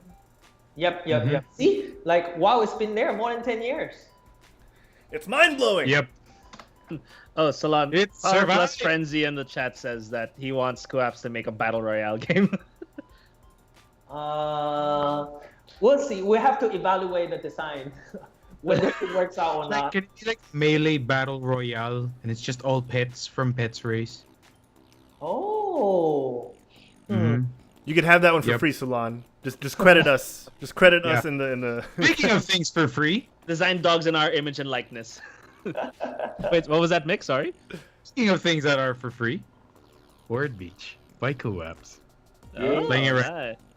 Okay, Yeah, so I'm supposed to pass. Okay. But if you really think about it, like games nowadays, a lot of games are free. But of course, as we know, like nothing is truly free in this world, right? Except my love for you, Solon. Yeah, but that's why they have to make money somewhere, from somewhere else. And then since all the games are free, so you don't compete on the price. Mm-hmm. I mean, what's there to compete with the price? You are free, I'm free. Can you get any lower? Oh, you could by paying somebody money to buy your game, to download your game. Yeah, paying someone to download a game for free, and which is what user acquisition basically means nowadays. Yeah, you are paying to get people to download your free game. Sketchy. Yeah, yeah. So that's how it's like nowadays. But the KooApps barely pay anything for user acquisition. So for the longest time, we have always grown organically. Yeah. Well, that's good. Oh, nice. Yeah, so people play, people like it. They just keep on playing and keep on downloading. Word of mouth. Yeah. What are tips also, you can folks, give? Yeah. What No, are tips you you go can give aspiring developers or people who are struggling right now for numbers or engagement? What are tips you can give them for building an audience and having them, find your games organically and loving them and cherishing them? Well, number one is always willing to accept criticism. Oh, we're back. I love that. We're back full circle. Let's come around full circle. Yeah, because you see, when it comes to the world of art, okay, game in a sense is also art. There's two types of people, okay, two group of people. So one is the artist, okay, and another group we call it the designer or graphic designer, for example. Okay, the difference is artists do it for self-expression. Okay, so when you're doing it as a self-expression, you shouldn't expect that everyone would agree that that is the best way to represent something or that's the best way to do something. Okay, because you are not making game for other people. You're making game for yourself. Okay. Think about, if you are, because it's a self-expression, therefore you are the one who matters. You are the person, as long as you like it, you do it, right? You don't care about what other people say. And that's what happened in the industry. There's a lot of young people, especially new one indies. That's how they think. Yeah, they couldn't they don't take criticisms. I don't care what you say about my game. My game is my shit is the best, right? They will usually. Okay, they're always using My that. is the best. Yeah. In that sense, then of course, you would never able to improve that. Yeah. But when you start building a game and then you think about it as in you're not just building the game for yourself, but you're also building it for other people. You have to be very clear who are these other people that you're building game for. Yeah, because it's a product at the same time. It's something that people want and people want to use. So that's why when your artist is self-expression, and then when you're a graphic designer, right, you are designing something for someone based on the specifications, okay, or based on some sort of limitations. Because when you're self-expression, you have no limit. Yeah, so that's the difference. You need to know what are the things that actually work. Maybe it's not something that you like, but it's what a lot of people want, right? Or a lot of people accept. So you have to find a balance in there. I'm not saying that you should go all the way art or all the way business. Okay, extreme is never good. Okay, so you have to find a balance in between that. Balancing between the art aspect and then also the business aspect. So that's the number one most important thing about getting more traction for your game. is when people tell you something doesn't work, or a lot of people telling you that something doesn't work, they don't like it, you have to listen to it and accept it. And that's something that may be hard for people who are more art oriented, because you feel emotions with your work. You feel a lot of attachment, and when someone's telling you to change it, especially when a lot of people are telling you it's not working and you should change it, I know, like me personally, I get defensive at first before I take a step back and look at it. But I totally get that, finding a balance with what people want versus what you want, to boil it down, in the long run may be better, and you may find yourself liking what you thought you wouldn't.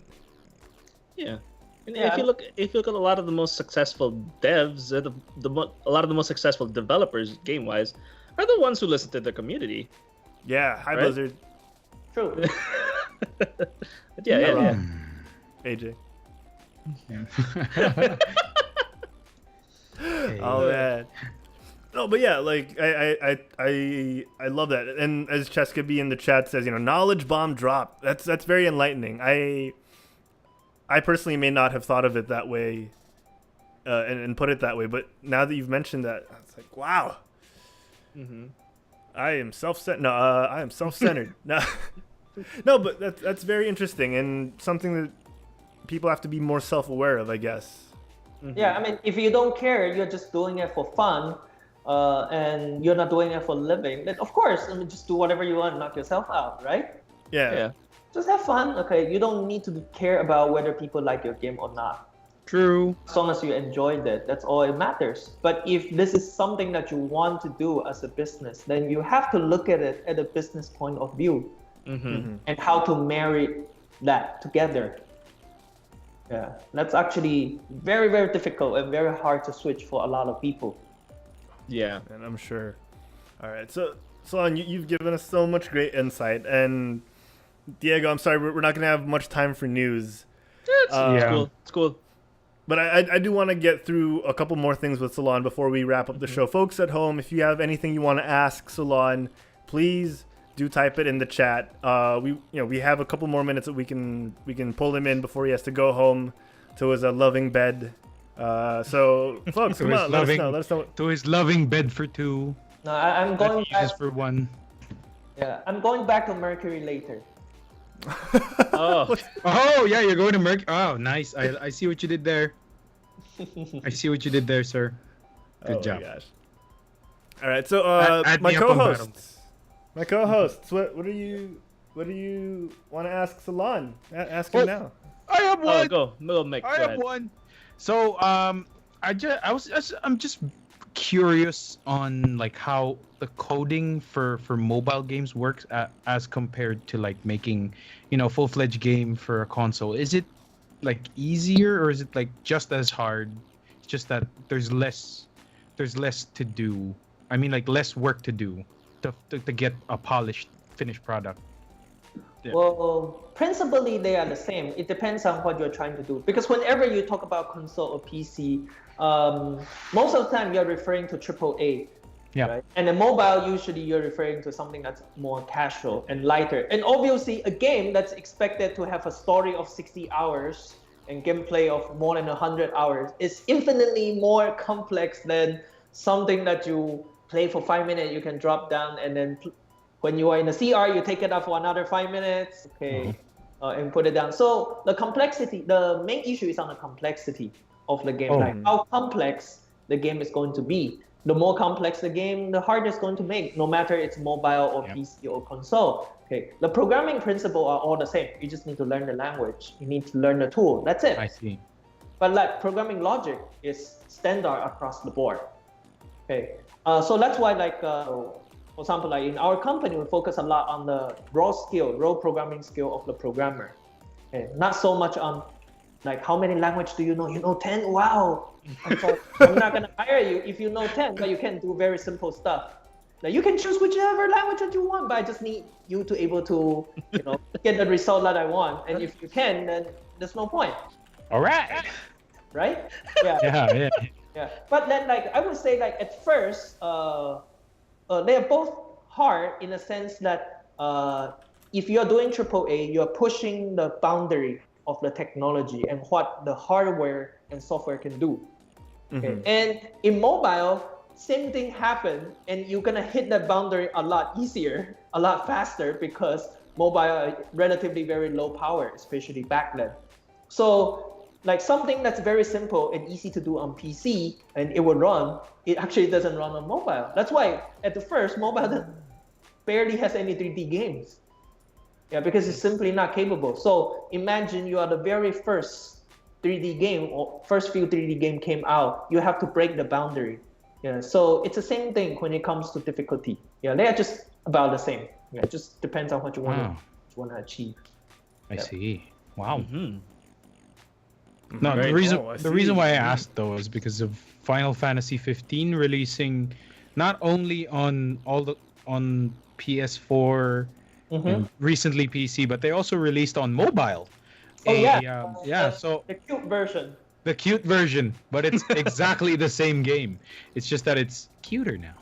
It's like boxy figures. It depends. Like if they use their own proprietary engine, then we don't know whether the engine is capable of porting properly. to different platform. I mean, kind of like Unity or Unreal, you can pretty much code one and then port it to another easily, in the sense that, I mean, if it's something very simple, if it's very complicated, there might be adjustments that you have to do. But it did remove a lot of load from programmers' time.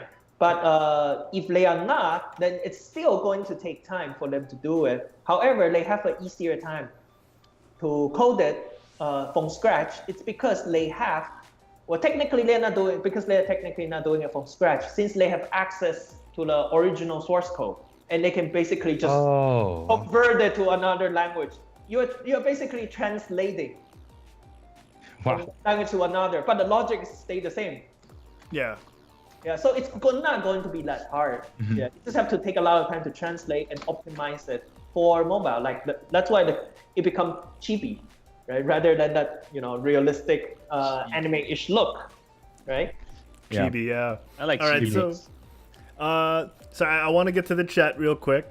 Let's see, we got a couple of questions. One statement, Power Plus Frenzy says, Pets Race Esports, Kappa. We'll make it happen. We'll make it happen. I will shoutcast that. I will shoutcast that, Solon. I'm offering my services right now. Francis is asking you to choose between your favorite children. He's saying favorite KooApps game. Favorite KooApps game? Yeah. What is your favorite KooApps game, Solon? Oh, here we go. Who is your favorite He's gonna choose child? one that. I bet he's gonna stick it to Francis. Like, Which one? The one that you didn't touch. I'm just kidding, Francis. My favorite game in KooApps, well, it's actually a weird one. Yeah. Ooh, okay. Well, it's still there. Okay, one of our we're still putting the game up. But it's not as popular relatively. Okay, it's actually called Island Escape. Yeah. Oh, okay. Islanders game. Okay. And then the second most, it's actually Pets Race. Yeah. Island Escape. And Like Pets Race. Yeah, but I think the reason why I'm a little bit biased is probably because I'm not an Android user, and Pets Race is Android exclusive. Oh. Yeah, it's So Android we just lost some exclusive sponsors.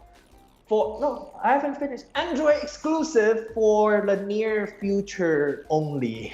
Oh. A big reveal here on Quit Stalling's GameByte. A big I reveal. mean, eventually ladies and gentlemen, it will go to other platforms, but for now, it will be Android exclusive for many months. Yeah, before the other platform will be realized. Yeah. Awesome. I'm looking forward to that, Solon, because I too am an iPhone only user. Yep. Same. see, It's the only reason why I haven't played more Pets Race. It's the only reason. Yeah, exactly. Same thing. So it could have been my number one once it has it on my phone. Well, actually, internally we tried it. We were actually able to play Pets Race with someone on Android and someone on iOS and someone on PC. All three platforms playing together simultaneously with each other. Oh yeah. Yeah. I think Gwen and Francis panicked. that you chose a favorite game. Yeah, but I do find myself spending a lot of time in Work Beach. I'm trying to beat my other Work Beach. workers in the office. Oh. How is it possible? No. They have to do more. Yeah. Good thing that I don't have to spend any money for my own in-app purchase. Thank God, right? Yep. I can break the code. I don't know about you guys, but I'm enjoying this game very much. It's You're called playing Word. words. I'm playing Word Beach right now.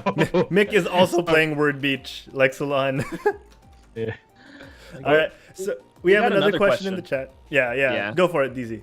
So from Nope_plays, Solon, what games do you play on your free time? On my free time. So earlier I mentioned that for the past 2 weeks, for proper big games, that would be Destiny 2. Okay. And then on my phone, I would say like, well, it might be an odd game, but it's actually a pizza game. Okay. Pizza game. Yeah. Yeah. Well, let's aside from our own game, right? For other people's game that I played is called Good Pizza, Great Pizza. Good Yeah. pizza, great pizza. Ooh. It's a pizza making game. Hey, you had me at making. Yeah, so you actually have to go through the process, like putting the sauce on, putting the cheese Okay, on. You have to actually use downloading the this. finger to do it, and you have to Ooh. bake it and cut it. You have to put pepperoni on the right spot. Yeah, and then Oh. the customer is going to request a bunch of weird thing. Like some people want like half of the pizza is cheese pizza and half of it's pepperoni. So you have to comply. Okay, I found the game. I would And say here like- comes This. the boss customer. Is it this game? Is it this game? Yeah. Okay, cool. Downloading it now. Downloading it now. You're gonna put pineapples on your pizza, aren't you? No. course. I'm Of gonna course. do that. It's fine. I No. like pineapples on pizza. Yeah. No, I like pineapples on burgers though. Yeah. Fight Another, me. Fight me, chat. Fight me. Weird game. Another weird game that I play, it's called Elevate. Yeah, so that's for actually a lot of mini games for brain training. So it's actually a little bit more like an educational game. Yeah. Oh, so it's like you brain can- training? Yeah, so you can train your reading, writing, speaking, okay, and math, and grammar, for example. So that's what the game does. And then other games like one is called Plant Nanny. That's for it's actually a gamification. So it reminds you that you have to drink water because Nani? that's, Oh. yeah, Nani? you have a Nani? Nani? Yeah, you have a plant, you chose a plant, and then you have to water the plant. And to water the plant basically is you go drink water. And every time you drink water, you press the button saying that you drink water. Oh, I should probably get that. I need to drink So a lot you're more gamifying water. life. Yeah, my face is so dehydrated. I should drink more water. Really. Yeah. Yeah, and every 2 hours, you can set a reminder. But like if you're like me, always forget, then yeah, I set it to be the shortest, which is every 2 hours, it will remind me, hey, I should go drink water. So it will tell you awesome. how much water that you more or less you should drink per day. Okay, so if you keep on drinking, your plant will grow, Wow. become bigger. And I like that. When it reach the max, then you can put it away in the garden and then get another type of seed and try to plant other kind of plants. They have a lot of different kind of plants that you can do. And then from the same company, they have another gamified game called Fortune City, which is basically, it's kind of like a Sim City, but or Tiny Tower kind of game. But you can only build stuff when you record your expenses or income. Okay, so let me throw up images for Plant Nanny real quick, so people know at home what they're looking for. This is Plant Nanny, guys. This is Plant Nanny. Check this out. Plant the nanny. The nanny. And then let me Hey, look for an image for Fortune City, so that we Fortune can properly City. Yes. show this to the folks at home. So we're competing with a lot of our friends, okay, like who has the better city, and everybody's like recording their expenses. So now you know how much money that you spend and how much money that you earn easier when you're playing the game. Okay. Oh. These are really cool games, Solon. These sound very Wait, addictive. Fortune City. Is that like growing? Oh my gosh. Sorry, I got distracted by this game.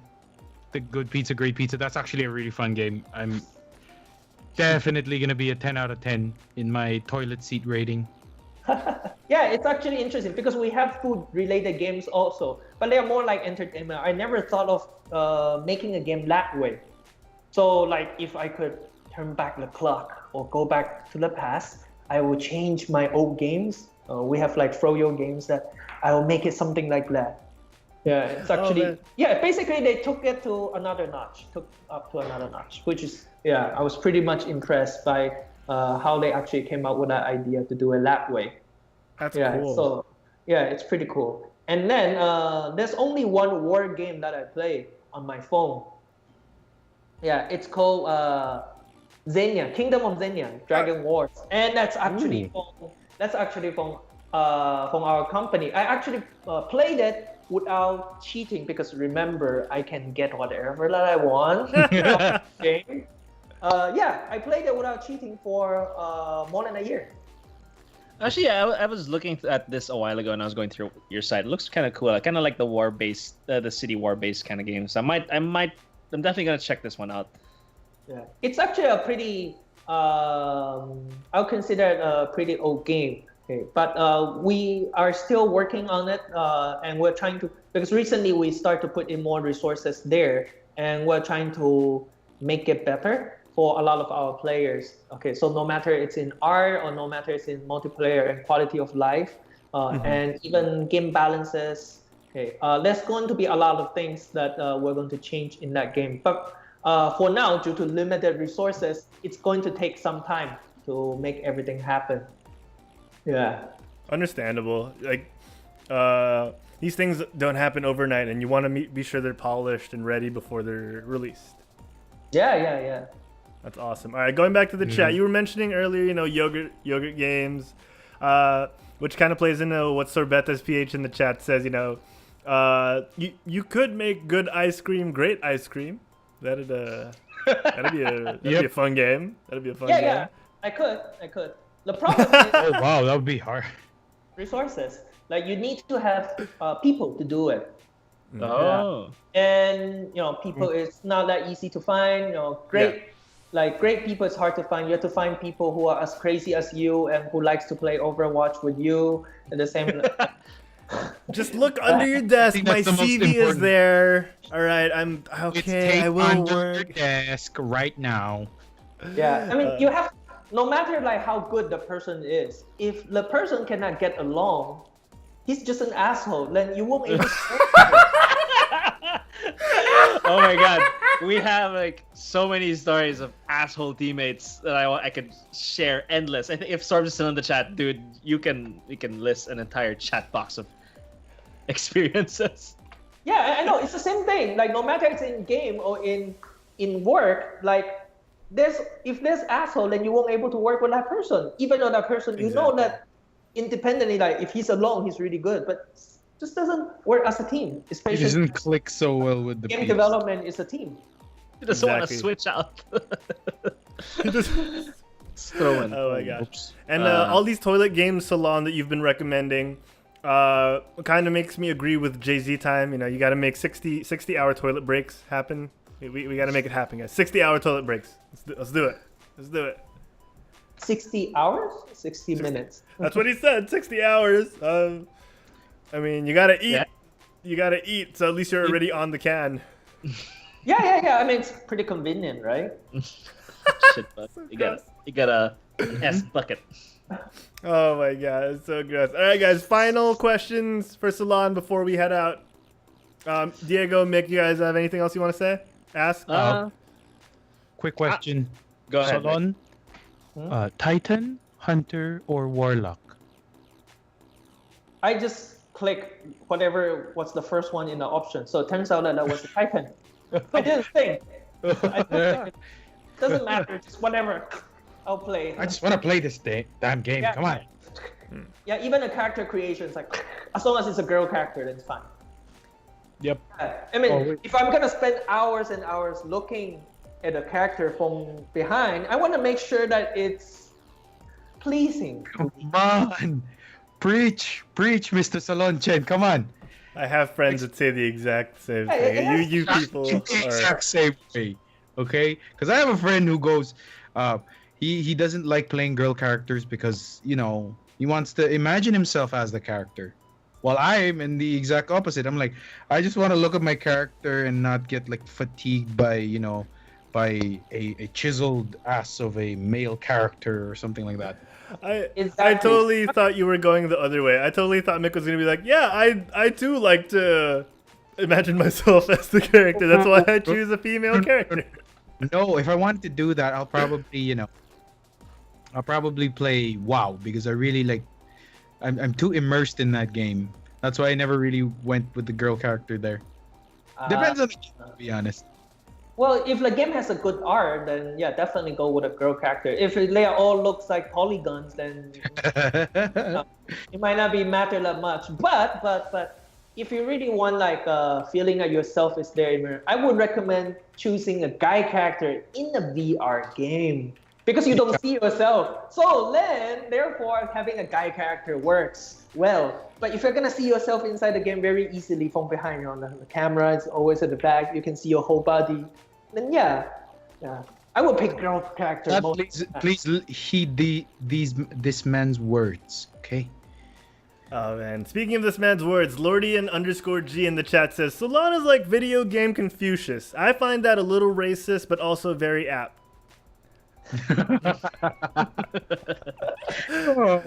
Why couldn't he be video game Martin Luther King Jr. or video game Aristotle? Or no, not Aristotle. I don't know. Those are peeps. Had to be Confucius. Had to get all racial up in here. No, that's awesome. Lordian, thank you for the comment. And I'm sure, Solon, I'm sure you appreciate that, right? Being touted as wise and experienced. True. There's always people who's wiser and more experienced than I am. So humble. Wait, Humble, this what? Confucius. See? But yeah, thank you. Oh no. Dude, that thing just makes me go like, oh, so it's kind of like calling Diego the podcasting Jose Rizal. Oh, let's not go there, man. Let's not go Yeah, let's not go there. I don't like the guy. You don't know. Oh! Whoa. We're ending the show. We're ending the show. What? How many people? There's so many people in this world who don't like him, and so many people who do. I'm just being objective about it. That's why in college I've studied this called veneration. Time moves quickly. Sorry, I'm so sorry, Solon. That was supposed to happen way sooner. I didn't mean to cut you off. Sorry, what were you saying, Solon? What were you saying? Oh, I mean, just saying that's why in college I was forced to study veneration without understanding. Just talking about Jose Rizal, right? It's a requirement, right? In college, It is a requirement, though. Yeah. It's a requirement. Yeah. If you study here, yeah, it is. All right, so let's go, guys. Let's do this. It's the Job's end of the done. show, and sorry, job's done. Yeah, I love Cheska in the chat. Diego, stop saying things. That's not this kind of show. That's not this kind of show. All right, we're not gonna get Let's not get- controversial yeah, It's here. not gonna get. Politics or anything of that sort. Okay. All right, ladies and gentlemen, thank you for tuning in. We hope you enjoy the wise words of gaming's Confucius. If you want to find out more let's see, who do we start with? Mick, man, where can the folks at home find more of you outside of GameByte? For people in this podcast. And to the fifth watching home. You're cutting in and out. If you want to know more about me, you can check out my Twitter, that is @TheFuryBot. You can also check out my Twitch, that is twitch.tv/TheFuryBot. And Diego, where can the folks at home find you? Okay, where can the folks that don't find me? You guys can find me on my Twitch channel, which is twitch.tv/InstaDZ. You guys all check out my website. You want to check out my videos, my director reel, and all that yada yada. That's www.diegoz.com. How about you, Harold? Where can the fine folks at home find you? Well, they can find me later, but right now I want to ask our lovely guest, Solon Chen, Mr. Solon, Solon. Where can the folks at home find you when you're not on shows like GameByte? Well, obviously in my office or or school events. If there's a talk about game development, or government events that talks about game development, okay, or GDA event that talks about game development, yeah, or maybe I'm just in the CR playing whatever game for 60 hours. So. And of course, you can find more of Solon on KooApps.com, Facebook.com/KooApps, on Twitter @KooApps, if I'm not mistaken. So check out all the games, check out all the KooApps games, download them, leave them 5-star reviews, and so much more. All right, if you want to find me, the other host of Quit Stalling's shows, you can find me at Herald Plays on any social media: Tinder, Grindr, Bumble. Bumble, Twitter. just putting out another one. You can find me at twitch.tv/Herald Plays. Follow, and I will be starting to stream more regularly. Fingers crossed. I'm motivated, and I just want to play video games for you guys. I just want to entertain. That's all I want to do. That's why I do this. If you want to find out more about Quit Stalling, check us out on all our social media. Facebook at facebook.com/QuitStallingUs. Twitter @QuitStallingUs. Instagram, we're @QuitStalling. YouTube, if you're watching this after the live feed, youtube.com/QuitStalling, where you can find all our videos, whether they be VODs, funny diaries from conventions that we make, shameless promotions of me and Diego. Just check that out, youtube.com/QuitStalling. And of course, you can also find all those videos on twitch.tv/QuitStalling, as well as, our live feed. All the buttons below on our Twitch channel. If you just scroll down a little bit, you'll find buttons to all of this and so much more. So check those out. If you want to support us, subscribe, share us with some bits, or click that support button below. You can find all it. Diego, stop fighting those dragons. I'm cheering. Stop fighting those dragons. Can we both do it? Go. Let's do it. To all three. Go, Harold. Keep talking. Go, Harold. Dude, keep saying. This will be our thumbnail. This will be our thumbnail. So Kind of looks like it's two shake weights, We're just shaking two shake weights in our face.